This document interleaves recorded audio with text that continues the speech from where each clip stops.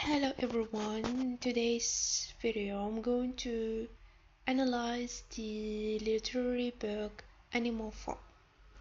Let's start with the first chapter. Summary.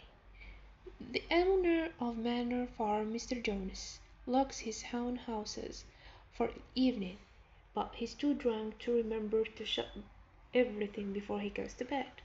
As soon as the lights are off in the farmhouse, the animals all stir and make their way to the big barn, where the old major wants to address everyone. Old Major lies on a raised platform, the three dogs and all the pigs come in first and settle right in front of the platform. The hens and the pigeons perch in windows, and the rafters, the sheep and cows settle behind the pigs, and Boxer and Clover, the cart horses, lie down in the back. Clover settles on a brood of orphan ducklings in the crook of her leg as the cantankerous old donkey Benjamin and the good Muriel join the horses. Let's analyze this part. To begin with, all animals exist under Mr. Jones' somewhat totalitarian regime, and therefore are on somewhat equal footing. At this point, however, pay attention to the way in which the animals arrange themselves. That the pigs and the dogs go to the front naturally suggests that they already hold an important place on the farm, while the fact that a pig is giving this speech is another indication that these two species are somehow superior to the others. In this sense, this represents the beginning of class distinctions on the farm. Okay. The village mare, Molly, shakes her braided and buribond mane while she munches sugar, and the cat finds the warmest spot between Boxer and Clover. The cat doesn't listen to old Major at all, seeing that everyone but almost the tame raven is present. Old Major begins. He addresses everyone as comrades and announces that he's going to die soon, but wants to share his wisdom and a dream he had with everyone before he dies. He says the nature of their lives is horrendous. They only get enough food to keep them going, and once they are no longer useful, Mr. Jones kills them. Animals, he insists, are slaves, though they don't have to be. Manor Farm would support many animals comfortably if only humans didn't steal the products of their labor. If they remove men, they won't be hungry or overworked. Let's analyze this part. Molly and the cat are representative of the middle classes, who, prior to Bolshevik revolution in 1917, were already pretty comfortable with their lot in life, as represented by Molly's ability to obtain sugar and the cat's beeline for the best, warmest spot and lack of interest in what happens. Everything the old Major says paints a horrific picture of what life is like on the farm. His speech as a whole mirrors the Communist Manifesto by Karl Marx and Friedrich Engels. In that, the problem is the ruling class, that the lower classes are allowing themselves to be subjugated.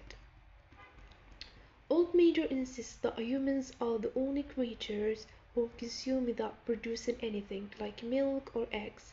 He asks the animals to consider all they have given, from gallons of milk, I think it's clear now, to hundreds of eggs, to clovers for fowls, gone forever. And Old Major points out that Mr. Jones butchers pigs will someday sell boxers to glue factory when he can work and draw dogs when they get too old.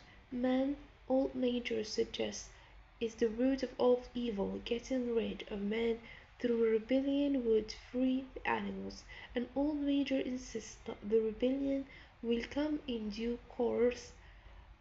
He warns everyone that they can't entertain the idea that humans and animals have common interests. They must believe that all men are enemies and all animals are comrades. So let's analyze this part, then we go into the themes, okay? I just want to show you how to analyze literary texts. So the analysis of this part, again, the idea that humans are only creatures who don't produce anything is a direct parallel to the Communist Manifesto, as that Marx proposes that the real evil is that people don't get to enjoy the fruit of their own labor. Rather, they make shares or farm for others who then profit off the labor. Notice that old major uses absolutes when the warns the animals that they cannot ever think that animals and humans might be able to work together. This means that if the animals take this seriously, there will be a little room for newness. So let's move to other part, which is the themes. Yeah, I'm going to read this one, authoritarianism. Let's read it. This is the first theme in this literary text. Yeah, we're going to read part of it as a thing. Yeah. So, the first part, this one, it's a little bit too long. George Orwell once wrote, every line of serious work that I've written since 1936 has been against authoritarianism, animal farm.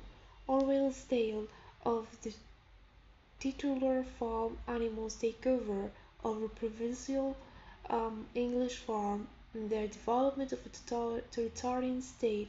There is no exception. Totalitarianism is a form of government in which the state seeks to control every fact of life, from economics and politics to each individual's ideas and beliefs. Different totalitarian states have different justifications for their rule, but Animal Farm suggests that all totalitarian regimes are fundamentally the same. Those in power care only about maintaining their power by any means necessary, and they do so by oppressing the individual and the lower classes. While Animal Farm is most directly appointed critique of the USSR, the authoritarian regime established by Joseph Stalin in the early 20th century. However, the book also implies at various points that the USSR was not, and indeed isn't, the only totalitarian regime worth critiquing. At the beginning of the novel, Mr. Jones's running of Manor Farm reads as similarly totalitarian and despotic to Stalin's regime. Mr. Jones spends his time drinking and hires corruptions and feeding cronies to run the farm while his animals toil their lives away, only to be slaughtered or otherwise killed gruesomely when they're no longer useful to him. The animals' lives are short and guaranteed to be lived in hunger, while Mr. Jones lives in relative luxury and believes that the natural order of things is that he, as the human, should be the one in charge of his animals. After the animals overthrow Mr. Jones and Napoleon, the big takes over the farm. The animals themselves begin to emulate this oppressive hierarchy, despite basing their initial uprising on the notion that all animals are equal. At the end of the novel, it's possible to see that if the other farmers who visit Napoleon's animal farm aren't yet running totalitarian farming establishments already. The hunger to do is definitely there. Mr. Pillington notes that it's commendable that Napoleon manages to eke so much labor out of his animals while providing so little in the way of food and other care. This makes it clear that the tendency for a government or organization to lean toward totalitarianism is often present, even if it's not always evident in practice at a given time. In other words, Napoleon as a totalitarian director isn't an anomaly. He is part of the much larger tendency of powerful leaders to consolidate and hoard as much power as possible. The way that Napoleon, Stalin, and other leaders, fictional, it's here, achieve this authoritarian state is by controlling every aspect of life in their state. Napoleon demonstrates that is particularly achievable through offering education and elite job training to some, while denying those opportunities to many, while also assuring the many through propaganda and pro-state events that things are as they should be, while Big Snowball takes it upon himself to attempt to educate everyone on Animal Farm. Napoleon insists that it's not worth it to educate the animals who are already adults, and instead it's better to focus on educating the youth.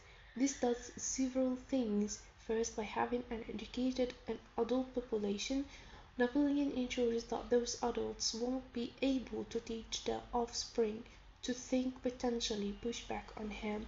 Those adults also won't be able to push back themselves, both because of their own illiteracy and because of how little power they have to begin with. Then, while Napoleon uses youth to describe who he wants to educate, the youth are at first just the dog's 9 puppies, and later are just the 31 piglets he fathered.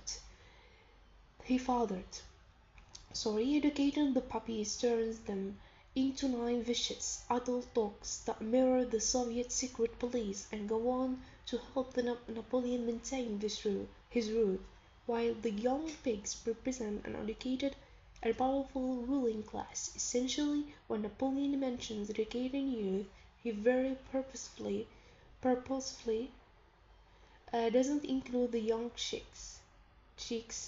the young chicks, ducklings, calves, or fowls in the term, thereby regulating them to a position in society where they're unable to advocate for themselves or for change in need, even to understand that speaking up is something that can all should do. So still too big, but we're going to read this part, okay? This part is very important. Animal Farm offers no real remedies for overthrowing totalitarianism. Indeed, the end of the novel, in which both pigs and humans are revealed to be equally corrupt and interested in presiding over totalitarian states, is extremely grim. However, the very existence of the novel itself allows readers to understand how the totalitarian state comes into being, gains power, and hold onto it. Knowing how this process happens and has happened historically, as well as recognizing one's own power to not let this happen in the first place, the novel suggests are the best thing readers can do to guard against totalitarianism in their own lifetimes. Okay, now we finished some discussions of the Animal Farm. So if you like it, so write it in the comment section. See you next time.